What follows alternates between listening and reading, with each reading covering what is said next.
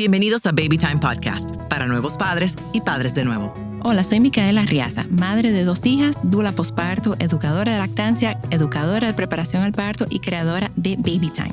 Mi compromiso con ustedes es proveerle información de manera llana, fácil de entender.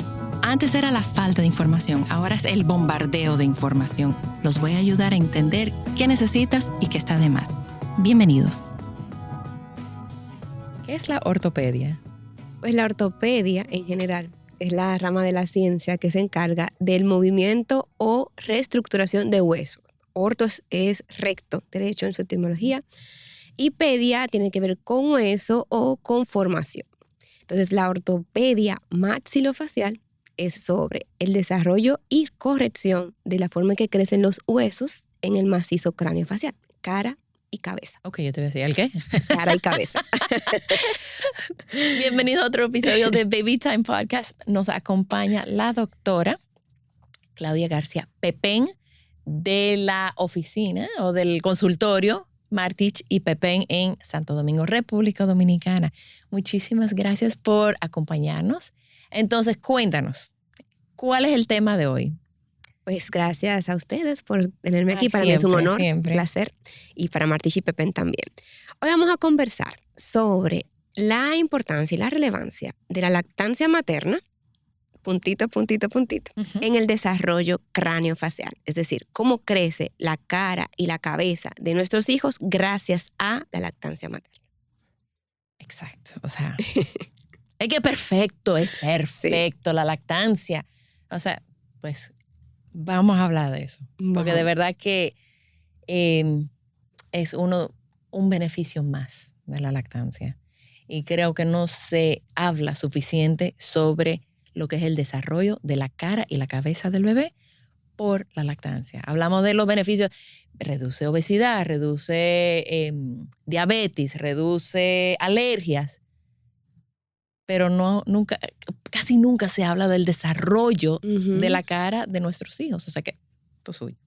Pues realmente, tal y como dices, Micaela, así es. Nosotros estamos conscientes de los beneficios nutricionales, nutritivos de la lactancia, que de hecho, cuando estemos conversando ahora sobre en lleno el tema, vamos a ver que a través de la lactancia, aunque el bebé no se esté nutriendo, entre comillas, aunque no esté succionando la primera toma de la leche, aún así está estimulando su crecimiento craneofacial. Eso es algo muy importante para que nuestras madres lo sepan, porque no significa que ella terminó de lactar y que, terminó de succionar la lechita y que ya terminó el proceso ahí, sino que hay otros beneficios. Entonces, comencemos como todo, por el principio. Okay. El crecimiento y desarrollo de la cara, de todos los huesos de la cara, están muy relacionados entre sí. Aunque estemos hablando de que es un acto que se hace a través de la boca, están involucrados todos los huesos de la cara y parte de los huesos, de las estructuras, no de los huesos, las estructuras del cuello.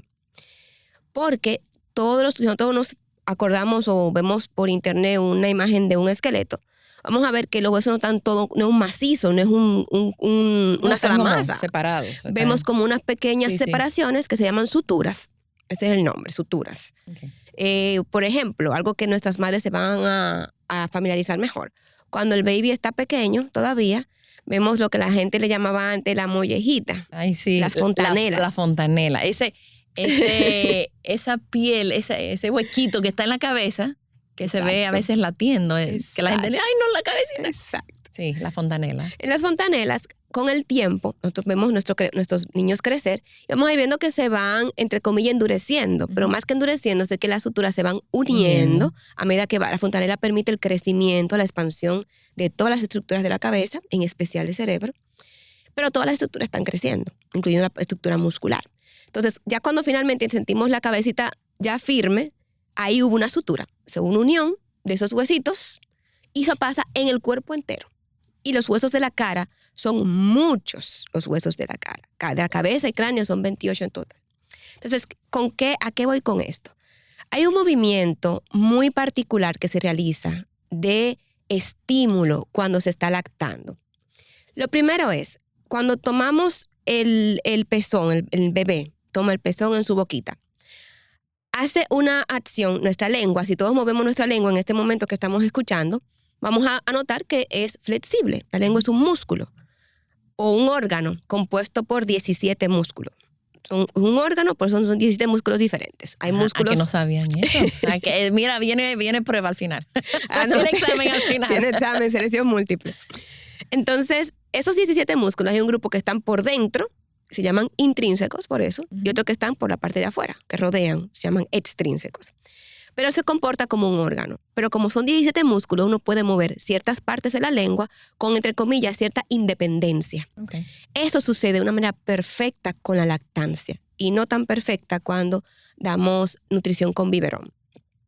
La parte anterior de la lengua del bebé se comporta como una parte independiente y se pone rígida para poder sostener al pezón en contra del paladar, lo que llamamos el techo de la boca, el paladar. Y la parte posterior de la lengua se comporta nuevamente independiente como una copa y sube para hacer un sellado hermético, lo que llamamos el sellado de vacío.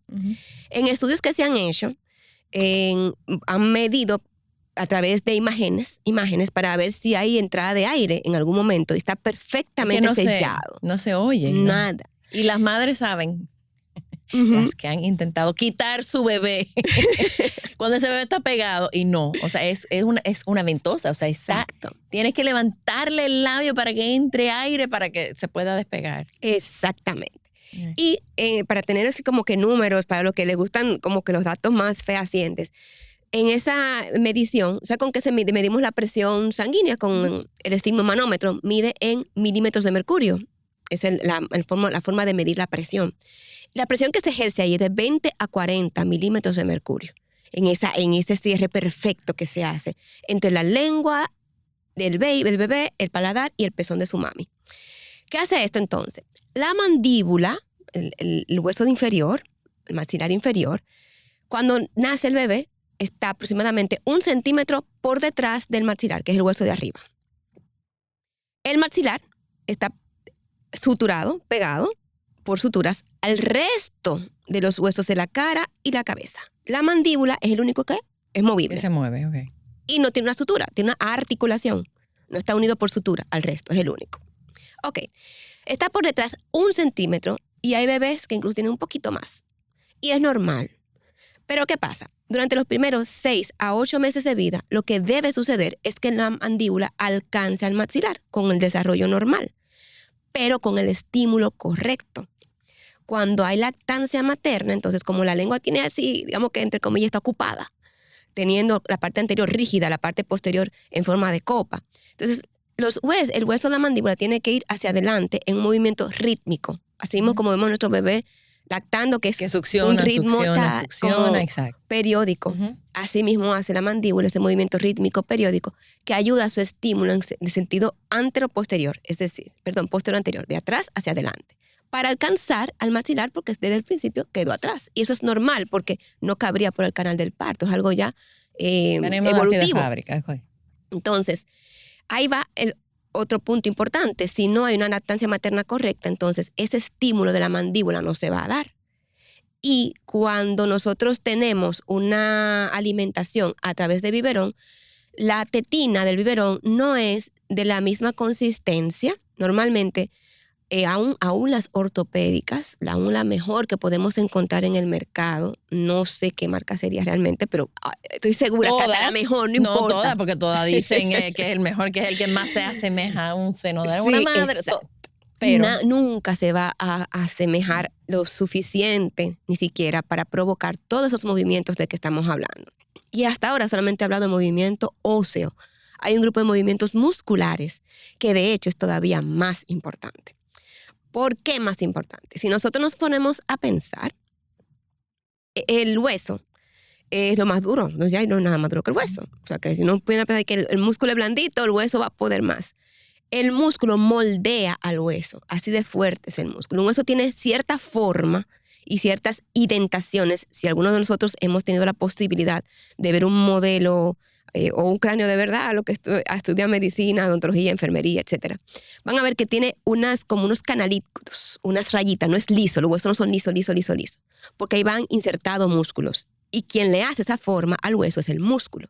Entonces, los movimientos que tiene que hacer el bebé, musculares, por ejemplo, Dependiendo de la posición, muchas veces tiene que torcer un poquito su cuellito. No es perfectamente rígido enfrente porque la nariz le va a ocupar un espacio que no necesita para la lactancia. Tiene que mover unos grados su cuellito para poder tener una toma correcta. Y eso ayuda a un ejercicio a través de los músculos digástricos, así se llama el músculo. Un músculo que conecta la mandíbula con un huesito que está en el medio que se llama hueso hioides.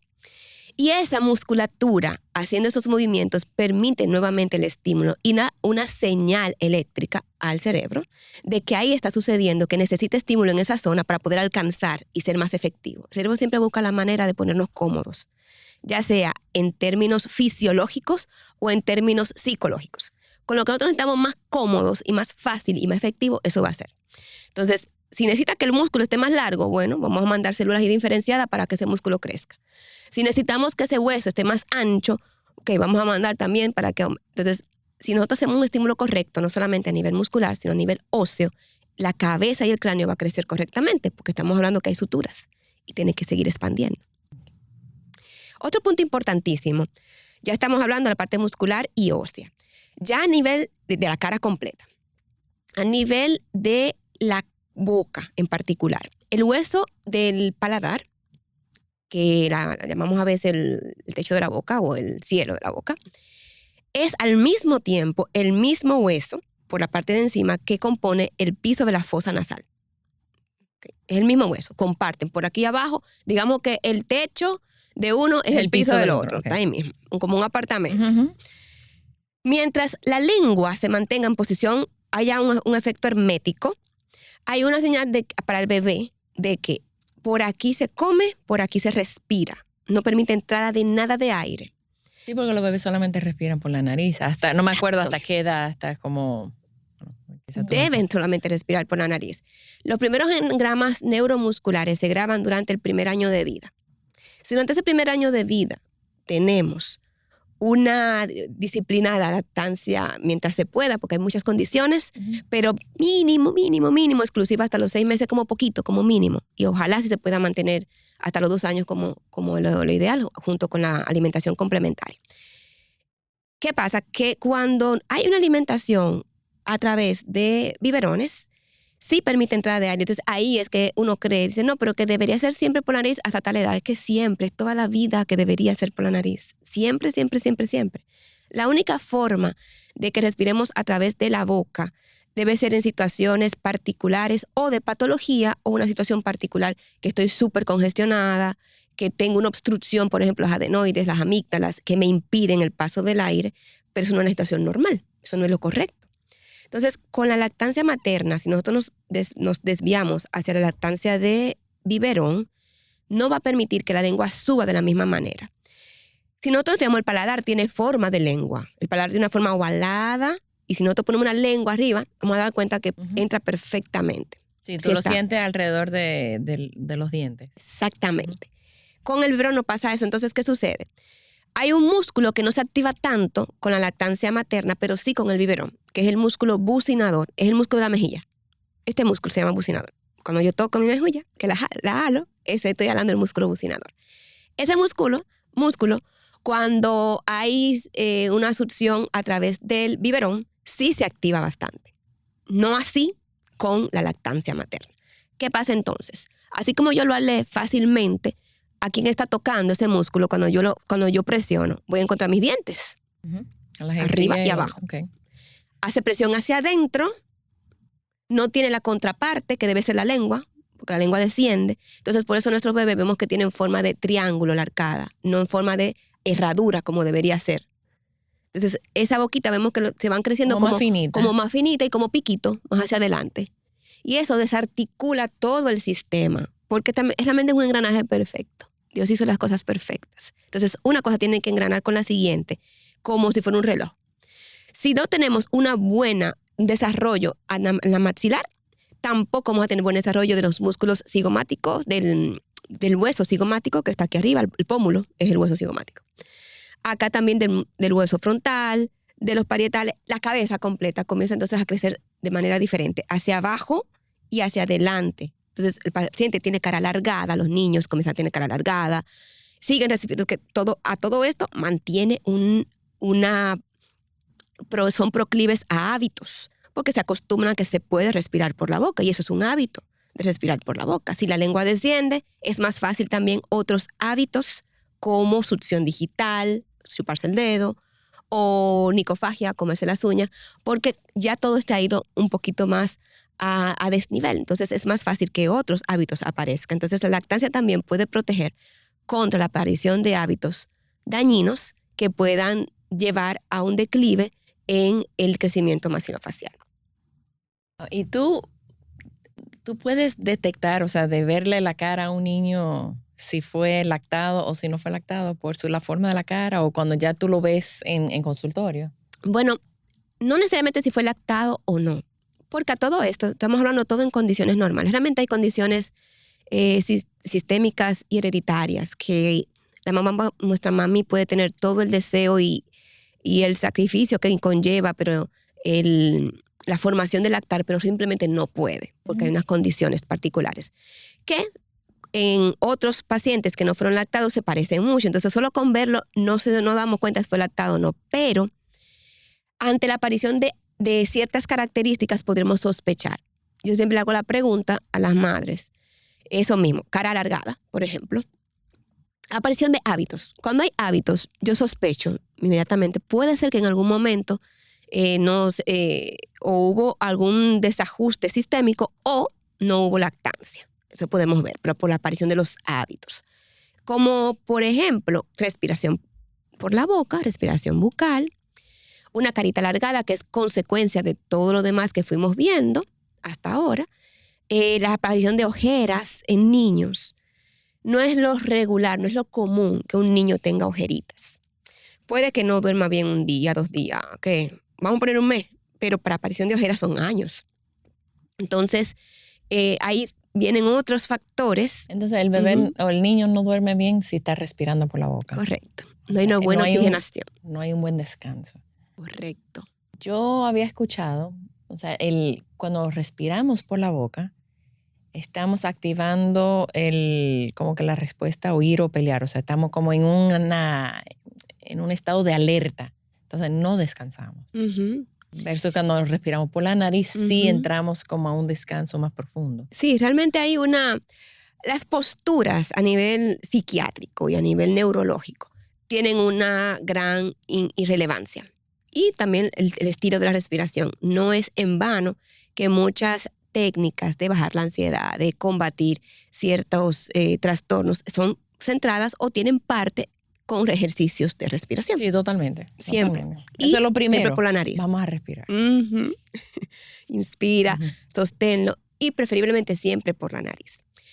Ciertamente, cuando estamos en una condición en que respiramos por la boca, así como tú dices, como que estamos en modo pelea, algo alerta, algo está pasando, puede que suba la adrenalina, el cortisol, etc. Y mientras respiramos por la nariz, es más una acción de la dopamina, serotonina, principalmente.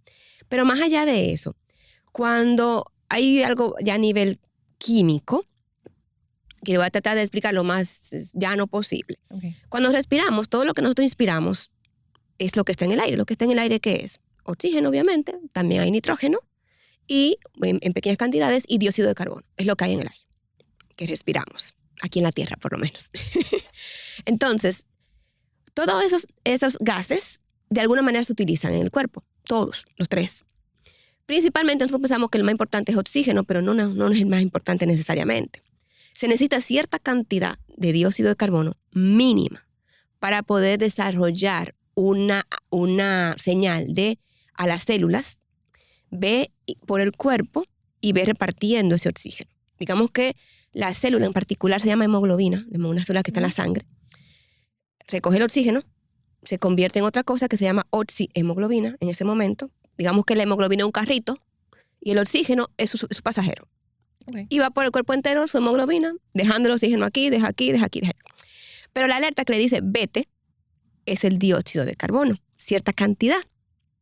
Entonces, cuando nosotros respiramos por la boca, expiramos mucha cantidad de dióxido de carbono y como que no se llega a construir, a llegar al nivel óptimo para dar la señal de que vaya y reparta por el cuerpo al oxígeno. Entonces, cuando respiramos por la nariz, sí, porque es el órgano correcto, porque además ya está filtrado el aire, ya está listo para irse a los diferentes puntos a través de la célula, porque tenemos cilios en la nariz, los pelitos que tenemos. Y tenemos, la mucosidad que tenemos en la nariz tiene un componente antibacteriano, se llama muramidasa. Entonces, esa mucosidad hace que cuando tú llegues, ya llega todos esos componentes a las células, a los alvéolos de los pulmones y ya se convierten, van óptimos. Cuando es por la boca, no. Tú inspiras mucho más cantidad porque es un orificio mucho más grande y expiras muchísima más cantidad también. Y no se filtra. Y no se filtra. Entonces ahí viene un círculo vicioso. Por eso se agrandan también las amígdalas y las adenoides. Entonces, no puedo respirar por la nariz, aunque quiera. Aunque diga, a partir de ahora voy a respirar por la nariz, ya tengo un daño. Entonces, cuando no tenemos una oxigenación correcta, no hay un descanso correcto. Entonces, si respiro por la boca, no hay buena oxigenación porque la hemoglobina no va repartiendo el oxígeno correctamente o en la cantidad correcta. Hace un trabajo sloppy, menos eficiente. Menos eficiente. Exacto. Y cuando ya eso se traduce en que no solamente no estoy descansando bien, porque el cerebro tiene que recibir ese oxígeno, es en parte de los órganos que la hemoglobina va repartiendo, todos los órganos del cuerpo. Pero el cerebro en particular tiene 2 alimentos principales, oxígeno y glucosa, ya. Entonces, si uno de ellos es de mala calidad, como el oxígeno en este caso, no vas a descansar bien, no vas a rendir bien, vas a tener sueño no solamente porque no descansaste, sino también porque tus funciones cognitivas no están óptimas. Y todo eso se expresa en lo que decías, de que duerme menos tiempo, entonces viene la ojera, viene irritabilidad. Muchos pacientes diagnosticados de alguna manera con déficit de atención, muchas veces sucede que es que no está durmiendo bien porque no hay una buena oxigenación. Claro, si tú no duermes bien, nosotros los adultos, que no dormimos bien al otro día, ¿cuántas tazas de café no tomamos? No, tan exhausto. Mucho más que cualquier otro día. Malhumorado. Y malhumorado. Entonces, imagínate un niño que no tiene esa herramienta, tiene que mantenerse moviéndose, tiene que mantenerse parado, se sienta, habla, porque no necesita mantenerse alerta. Su ciclo, dice, es de día, no es momento de dormir, entonces tiene que hacer algo para mantenerse despierto. Entonces, a veces se traduce como que el niño tiene trastorno de déficit de atención. Puede que sí, muchas veces sí, pero puede haber una combinación también. Claudia, y entonces, los bebés que nacen con el frenillo, porque yo siento como que últimamente hay mucho más, no sé si es porque la lactancia está volviendo a subir en cantidad, entonces no sé si era que los niños tenían frenillo, pero como tomaban en biberón en los años 70, 80, 90, cuando la lactancia como que bajó un poco, no se dieron cuenta que el niño tenía un frenillo hasta que empezaba a hablar. Pero ahora, ¿cómo se afecta? ¿Cómo se puede detectar un frenillo? Pues yo sí sé que afecta a la lactancia, le duele a la madre porque está machucando el seno. Entonces, ¿cómo una madre puede saber si su hijo lo tiene? ¿Cómo se corrige?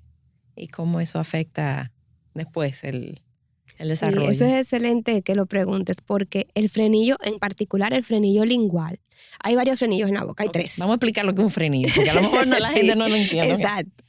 Si nosotros, mientras ustedes escuchan este podcast, pueden tener un espejo enfrente, van a verse en el espejo y levantan la lengua y van a ver que hay una telita alargadita. Asemeja, todos nosotros en algún momento hemos visto un lagarto. Asemeja como la parte que tiene los lagartos aquí, lo que llamaban saltacocote cuando yo era pequeña. Esta es como una membrana.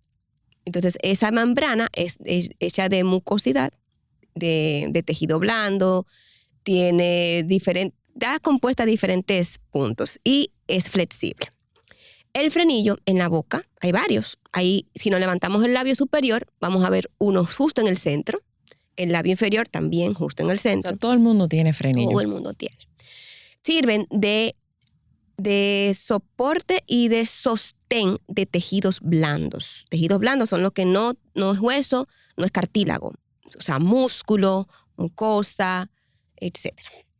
Entonces, de inserción para mantenerlo en una cierta posición y para regresar a la posición inicial. Por ejemplo, El labio, cuando sonreímos, que el labio sube, es gracias a un músculo, se llama orbicular de los labios, pero hay otros músculos. Hay un músculo que se llama risorio, que levanta aquí. Pero encima de todo eso está el frenillo que le permite regresar y descender a donde estaba. O sea, es como un bungee, que sube pero regresa. Exacto. Ven para acá otra vez, ok. Cuando hay una cirugía, por ejemplo, que hay pacientes que se ríen y se nota mucho la encía, por ejemplo, tiene un crecimiento muy vertical, muy alargado.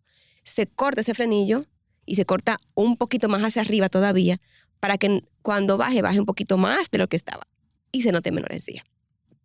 En el caso de la lengua, el frenillo de la lengua que vemos acá, él debería estar insertado, siempre es bueno que esté, pero hay veces que está mucho más hacia adelante de lo que debería. O sea, no, hacia la punta de la lengua. Más hacia la punta de la lengua. Entonces hace como si fuera una polea. Entonces la lengua quiere subir, hablamos explicado, Echa para acá. y baja. Y baja y no lo deja. O no deja que suba. O sea, no permite ni siquiera que en primera instancia llegue a donde tiene que llegar. Que es el paladar. Que es el paladar. Entonces no llega a tocar el pezón. Entonces, el bebé lo que hace es que para poder comer, levanta la mandíbula más y muerde. O aprieta entre los dos rodeticos cuando no tiene dientes, las encías, y eso molesta y duele. ¿Cómo nos damos cuenta? Primero, el frenillo tiene que estar ahí, como habíamos dicho, pero que no debe estar tan hacia adelante, hacia la punta de la lengua. Más bien, por la mitad posterior, a mitad de hacia atrás, estamos bien. Y ustedes pueden ver, o sea, porque de verdad, si ustedes tratan de abrirle la boca a su bebé como va a sacar la lengua y no lo van a poder ver. Entonces, aprovechen un momento que su bebé está bostezando o llorando y observen a ver dónde está ese frenillo. Exactamente. Pero lo ideal sería, y corrígeme si estoy equivocada, pero si ese frenillo está muy hacia adelante, el momento ideal de corregirlo es lo antes posible. Lo antes posible, es así. O sea, igual como le pueden hacer una circuncisión a un bebé, al otro día le podrían hacer se llama una frenectomía. Frenectomía, sí. Yo sé. Ok. Y eso se puede hacer. ¿Y eso qué tan doloroso es para un bebé? ¿Qué tan difícil es para un bebé? Mira, para el bebé ni siquiera se da sutura ni nada. Eso se quita. Es bueno que sea un especialista, cirujano pediátrico. ¿Maxilofacial o puede ser? Puede ser maxilofacial, pero normalmente para bebecitos menos de 6 meses es preferible que sea un cirujano pediátrico del área de la medicina. Okay. Porque son más versados y más hábiles en el manejo del cuerpo completo del bebé, que se va a mover, que va a pasar. Normalmente, odontopediatras también lo hacen y de manera muy eficiente. Pero siento que puede que necesitan más de la ayuda, por ejemplo, del papá, de la mamá, que lo sostengan. Y la mamá misma a veces como que, ay, mi bebé, es difícil. Es difícil ver Exacto. eso. Es difícil ver. El cirujano pediátrico también necesita la ayuda de la mamá, pero tiene otro abordaje. Entonces, ok, yo acabo de parir. Estoy escuchando Eduardo le da un ataque. Estoy escuchando este podcast y yo quiero saber si mi bebé tiene un frenillo. ¿Quién en el hospital en ese momento me puede decir con certeza? ¿Pediatra? ¿Lo manejan bien el tema los pediatras? Sí, deberían. O sea, si nos vamos a lo que debe ser y hasta donde yo he visto, realmente hasta el momento sí lo manejan. Puede que no necesariamente le hagan la cirugía el propio pediatra, pero sí lo saben referir y detectar. Saben definir. Okay. Es muy fácil darnos cuenta, como tú acabas de decir, buen momento cuando está bostezando, cuando está llorando. Esos son los obvios. Sí. Porque yo tuve una clienta que ella tuvo mucha dificultad con la lactancia, mucha, y me decía, Mica, yo no siento que me está vaciando bien, yo no siento que él se agarra bien, no lo siento. Y ella fue a 2 pediatras, a no sé cuántos especialistas, y no fue, Claudia, hasta que vino ella tuvo que abandonar la lactancia, porque es que decía, es que me duele demasiado, y no le veían un frenillo. Y no fue hasta que vino un operativo de Estados Unidos de cirujanos maxilofaciales que dijeron que él tenía un frenillo severo, pero era como que tan atrás que no se veía. Entonces, ¿en qué momento ellos pueden como detectar eso? Mira, puede ser porque que... el que tú estás hablando es como que... Okay, sí, está ahí. Ese está. Y yo sé que hay como diferentes etapas o fases o grados. Gracias. Mira, puede ser también que el frenillo no necesariamente esté muy largo, pero sí que esté muy fibroso. Eso puede suceder también. No siempre. Entonces, ¿quién es la mejor? Tú acabas de decir quién es la mejor para detectarlo. Es la madre. La madre. Y esa La pobre, madre. nadie le hacía caso. Y yo confío en ti, yo confío en tu instinto. Si tú lo estás sintiendo, sigue buscando. Exactamente. Porque tú puedes ver, yo te digo, pero mira, ¿verdad? Yo no veo el frenillo, está bien, está por atrás. Pero es tan fibroso entonces que impide ese cierre de todos modos. Okay. Entonces, la mejor forma es insistir, como tú dices. Lamentable que no siempre se toma el tiempo. Yo he notado, cada vez menos, gracias a Dios, pero he notado que no siempre, acabado de nacer el bebé, o en sus siguientes citas pediátricas y neonatales, le hacen la revisión intraoral. Se muy bien, revisan todo fuera. Y como, Mira, lo pesan, lo ven, los reflejos y listo, te fuiste. Exacto. Sí. Me pasó por experiencia cercana, mi sobrinita, su mamá, es sobrina porque es una muy buena amiga. Su mamá es odontóloga también.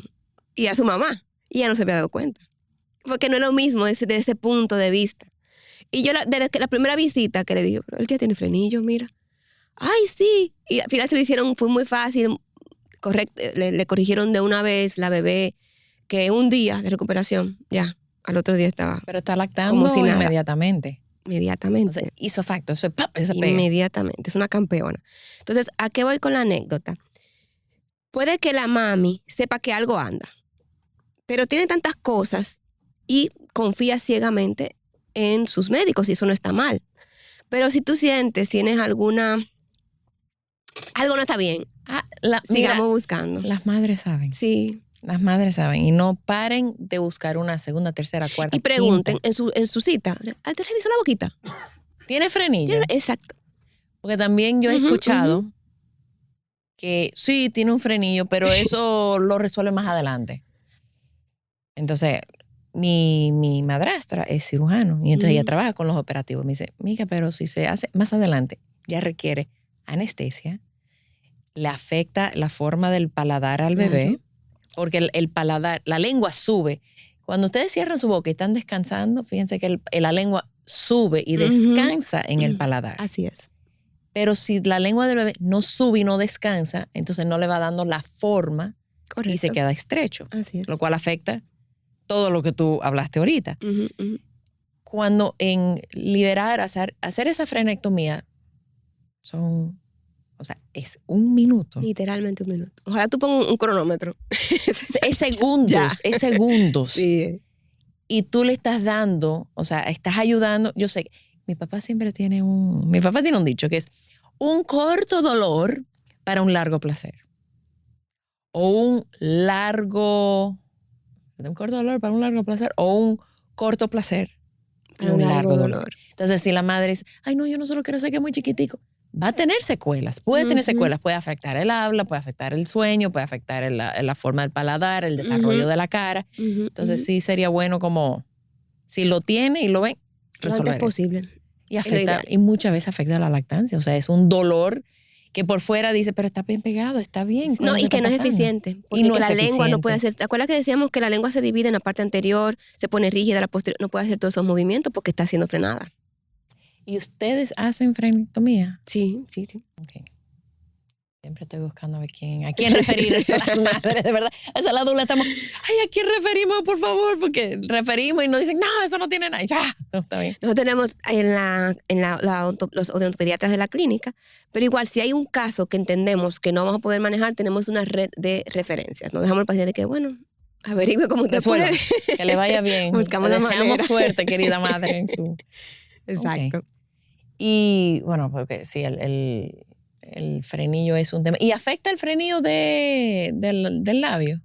A la lactancia no. Puede a mediano o largo plazo afectar en cuanto a la posición dental. Si un frenillo muy, muy grueso comienza a separar un poco los dientes, porque el frenillo del labio, por ejemplo, comienza aquí en la parte de afuera, pero cruza hasta el paladar.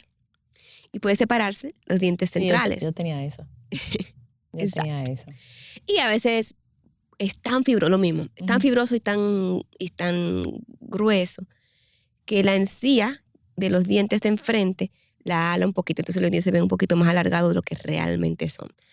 Pero en cuanto a lactancia en sí, no debería afectar. Okay. Tú sabes un punto importante que olvidé mencionar hace un momentito.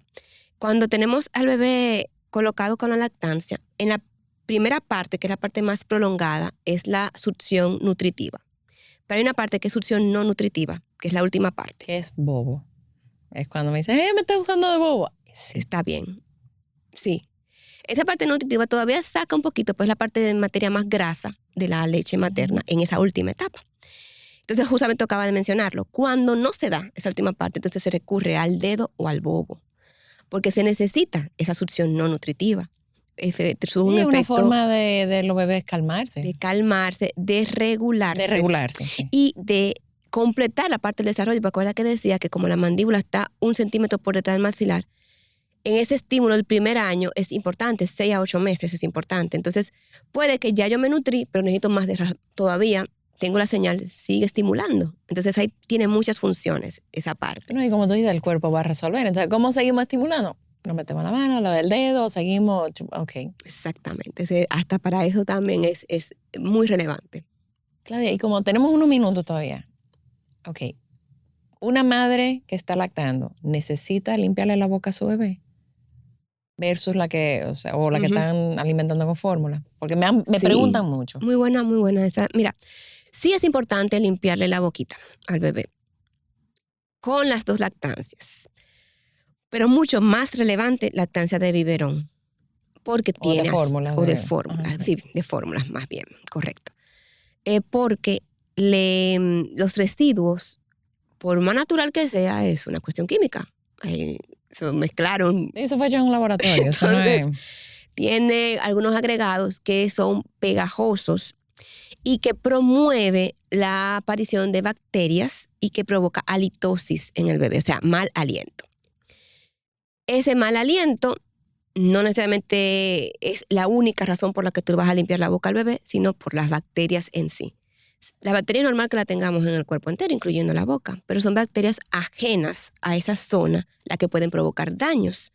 Ya después pueden viajar al aparato o al tracto digestivo y causar más problemas como cólicos, pero no por gases, sino por algo de bacterias, o ser propenso a otras enfermedades, inflamación de garganta, etcétera, porque son bacterias que están ahí gracias a que se acidifica. Todo lo que comemos se acidifica. ¿Y cómo no se debe de limpiar? Idealmente para en ese momento todavía que no han salido los dientecitos, sí, la boquita... Los primeros 6 meses. Los primeros 6 meses, exactamente. Podemos hacerlo con un pañito liso. Algunas personas recomiendan gasa. Yo prefiero un pañito liso, que no tenga trama. Eso es un poco áspero, ¿no? Exacto. Y que el bebé no sienta estímulo de otra cosa que no sea su pezoncito de su mami. Y con un poquito de agüita purificada, agua destilada puede ser, limpiar y ya. Sobre todo la lengüita, es que es donde más se va a acumular, más que todo ahí que se va a acumular. A veces se ve que la lengüita queda blanquita. Exacto. Okay. Hay también unos dispositivos que también son muy útiles, que tienen unos pequeños cilios, que uno es como un dedal, lo ponen el dedito de la mami, esos pequeños, y tú le puedes limpiar la boquita con eso. Como es suavecito, tampoco hay una sobreestimulación. Y por último, hay otros aparatitos que ya son cuando los niños más grandecitos, ya a partir del año, que se lo colocan, ayuda, continúa el estímulo craneofacial mientras va limpiando y estimulando la erupción de los dientecitos. Porque es importante para que los dientecitos erupcionen, esa parte de la alimentación complementaria cuando llegue, que evitemos que sea todo papilla, todo suavecito, porque no estimula. Entonces ahí vienen esos que ayudan a limpiar y a estimular. Y ya para terminar, y me encanta que tú mencionaste la alimentación complementaria porque hace 2 semanas tuvimos una pediatra nutrióloga hablándonos de la alimentación complementaria. O sea que eso hasta ayuda a que erupcionen los dientes. Ok, wow. No. Okay. ¿Cuál es el momento de que una madre debe de ir por primera vez, llevar su bebé al odontopediatra? Cuando sale el primer dientecito. Su primer dientecito en boca, vamos a llevarlo. A ver cómo está. Normalmente lo sé, pero para lo que sale al año también, no importa. No importa, cuando salga el primer dientecito. Ahora, hay unas consultas que a mí me gusta mucho estimularlas y recomendarlas, que es todavía cuando el niño no ha nacido, cuando mami está todavía embarazada. Como que ya tiene que ir a hacer su limpieza porque las encías se inflaman más, hay mayor carga hormonal, etc. Y ahí se te da como una orientación general. Por ejemplo, eso, limpia la boquita con un pañito, procura darle tu lactancia porque te va a ayudar a crecer la cara y la cabeza de tu bebé y el cuerpo completo, el cuello, lo demás. Que el niño no ha nacido ahí todavía. Pero si tú tienes esa conciencia, ya sabes eso, que es lo que hemos dicho aquí hoy, tú puedes ir cuando el bebé ya tenga el primer dientecito. Hay bebés que salen a los 4 meses o hasta el año. Y todavía eso es normal. No se asusten las mami. Lo que dice en la literatura es 6 meses, 3, 4 meses más, 3, 4 meses menos. No importa. Y los... Porque es que se me siguen ocurriendo preguntas. ¿Y cuando nace un bebé con un diente? Hay una condición que se llaman perlas de Epstein, que hay unas formaciones que son como pseudodientes. Si te fijas, esos dientecitos, los casos que tú has visto, se le caen al poco tiempo, no se quedan de que para siempre ese dientecito en la boca. Y eso sucede, hay veces una sobrecalcificación, hay causas que son desconocidas, también dicen que no se sabe por qué. Ese dientecito que al niño al nacer, normalmente se le va a caer, no es el que va a mantener. Pero no es el diente de leche. No es el diente de leche. Es un diente precoz que una perlita quedó ahí. Sin embargo, es bueno como quieras revisar, okay. si le pasa eso, llevarlo al odontopediatra, corroborar, porque hay muchas condiciones, como de veces que son de etiología o causa desconocida. Entonces es bueno llevarlo, corroborar, descartar. La mayor parte de las veces va a hacer eso, pero uno se queda tranquilo. Ok. Bueno, va a haber otro podcast, definitivamente, porque queda pendiente hablar sobre el cuidado de los dientes de leche, qué hacer en emergencia, que si se le cae, o sea, está corriendo y se le cayó. Sí. Y la importancia de que no cojan caries. Porque la gente tiene la falsa idea de que son dientes de leche, eso no importa, viene el otro y ya nos ocupamos del otro. Y yo he visto, ¿cómo se llama? Los dientes de biberón. O sea que tenemos mucho de qué hablar todavía. Claro, yo con muchísimo gusto, cuando quieran vuelvo. ¿Dónde las personas te pueden contactar? Pues en la Clínica Dental Martish y Pepén, estamos en Plaza Naco, al 809-683-2254 y estamos en redes sociales como Martish y Pepén. En Santo Domingo, República Dominicana, porque nos escuchan en todos lados. Sí, en Santo Domingo, República Dominicana. Nos escuchan en todos lados. Yo me sorprendo y yo, en la India. Wow. En Corea, yo creo que nos salió una vez en Finlandia. Y yo, bueno, pero no están escuchando. O sea, que eso es lo importante. Gloria al Señor. Pero nada, si vienen a República Dominicana la pueden visitar. Y para las madres que están aquí, te pueden contactar. Si no viven en Santo Domingo, tú tienes una red de especialistas que podrías referir si están en Santiago, en La Romana, en Higüey o en... Pudiéramos referir, claro que sí. Okay, perfecto. Pues muchísimas gracias, Claudia. Y cuánta información, o sea, van a tener que volver a escuchar esto una y otra vez y otra vez y otra vez y mandárselo a otras madres para que esto se tiene que replicar, esta información. Muchísimas gracias y nos escuchamos y nos vemos muy pronto. También estamos en babytimerd.com con nuestros talleres online, donde yo y todo el equipo estamos disponibles para ayudarlos a sobrevivir el posparto y todo lo que conlleva. Gracias por acompañarme. Por favor, comparte este episodio con alguien que necesite escucharlo. Nos pueden seguir en las redes sociales como BabyTimeRD. Babytime Podcast es grabado en Pinktree Studio.